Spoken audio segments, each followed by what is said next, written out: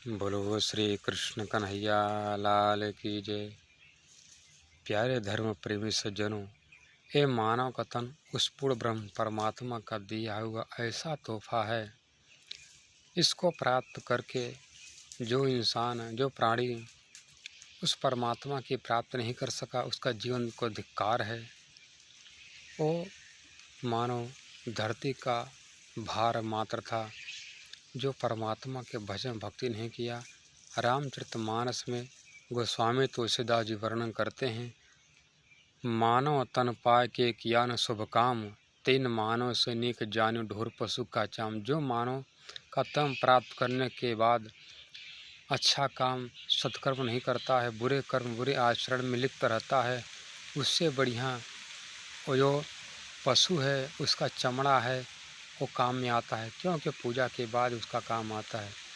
जो आदमी, जो प्राणी इस शरीर को जैसे जहर खा करके, आग में कूद करके, पानी में कूद कर जो अपना जान दे देते हैं किसी परेशानी में आकर को, उनको अकाल मौत की प्राप्ति होती है। और अकाल मौत जो मरता है उसका जन्म जन्मांतर तक प्रेत योनि में भटकता रहता है, और जब तक उस परमात्मा की कृपा नहीं होती है, और तब तक यमपुरी में यमराज के पास जाकर के नाना यातनाओं को भोगता है। बिच्छू के कुंड में, गर्म खून के कुंड में, गर्म तेल के कुंड में उसको खौलाया जाता है, पकाया जाता है, उसको कष्ट दिया जाता है।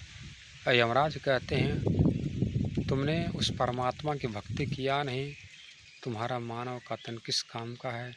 और हम सब देवता उस मानव तन के लिए में लालायित रहते हैं, और तुम उसको प्राप्त करने के बाद व्यर्थ में इधर समय गंवाते रहे। इसलिए तुमको मैं एक घड़ी का अवसर देता हूँ,